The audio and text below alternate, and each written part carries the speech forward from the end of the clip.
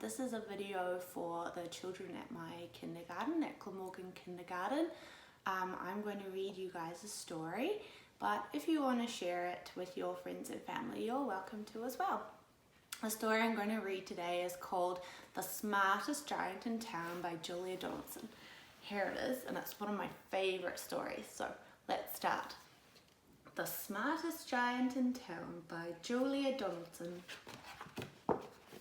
The Smartest Giant in Town by Julia Donaldson.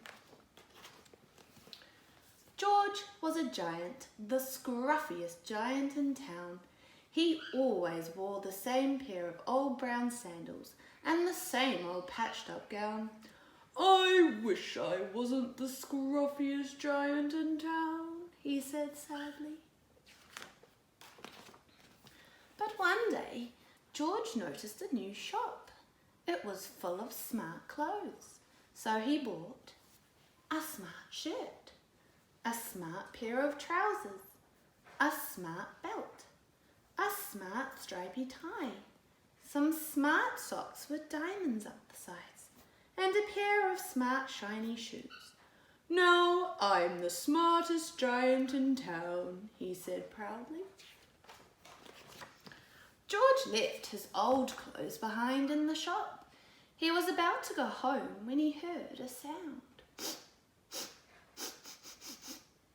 On the pavement stood a giraffe who was sniffing sadly. "What's the matter?" asked George. "It's my neck," said the giraffe. "It's so very long and so very cold. I wish I had a long, warm scarf." "Cheer up," said George, and he took off his stripy tie. "It didn't match my socks anyway," he said as he wound it round and round the giraffe's neck. It made a wonderful scarf. "Thank you," said the giraffe. As George strode towards home, he sang to himself, "My tie's a scarf for a cold giraffe, but look me up and down, I'm the smartest giant in town." George came to a river.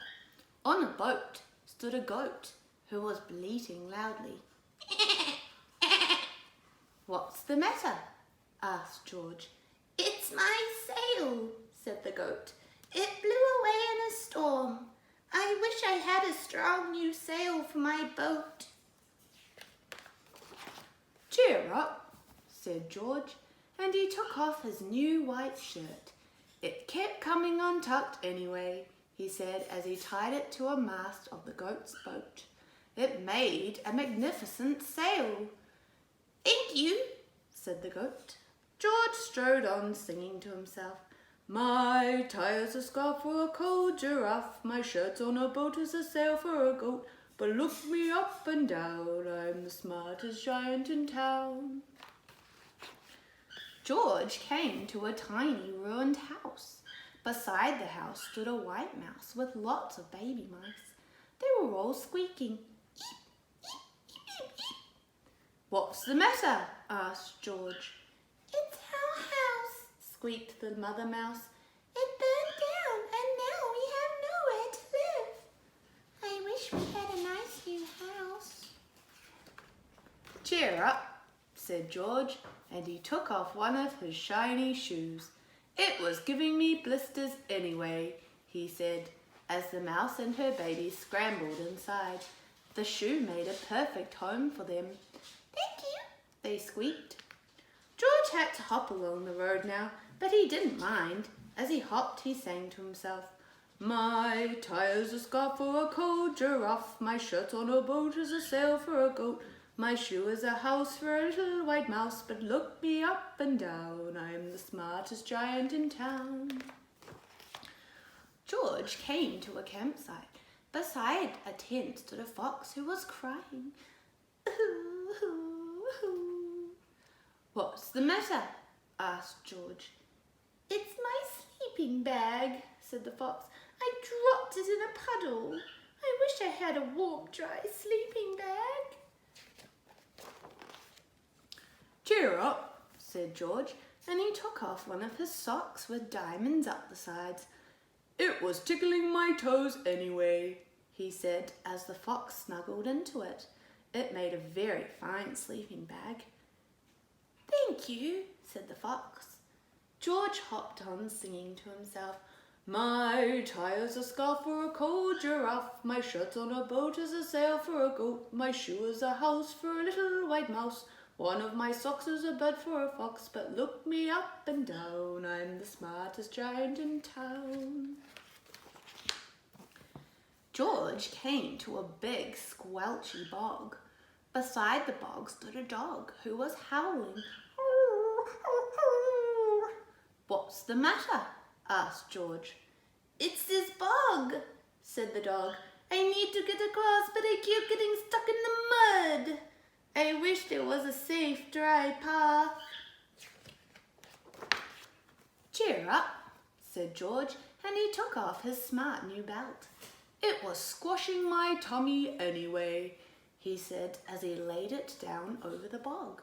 It made an excellent path. Thank you, said the dog.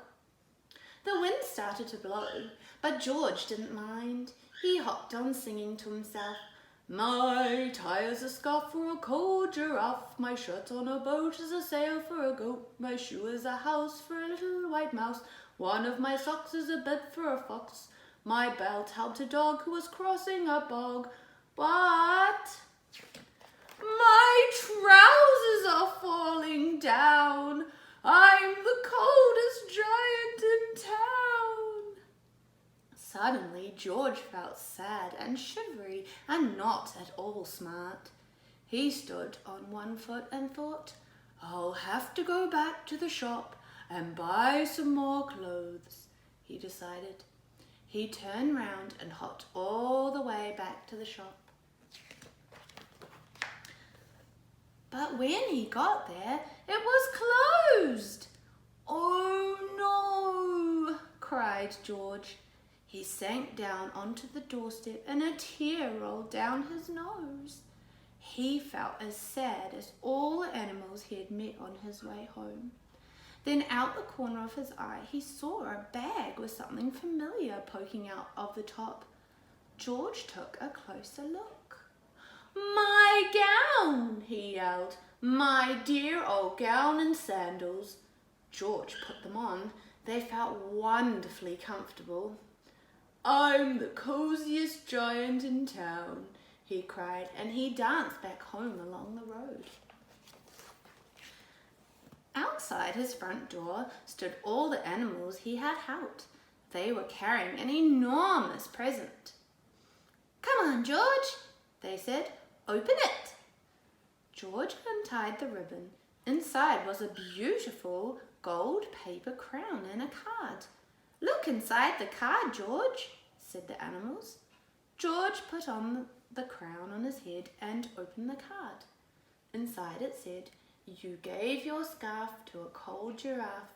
Your shirt's on a boat is a sail for a goat. Your shoe is a house for a little white mouse. One of your socks is a bed for a fox. Your belt helped a dog who was crossing a bog. So here is a very fine crown to go with the sandals and gown of the kindest giant in town. The end. I hope all you guys liked it, and I will see you soon for another story. Bye!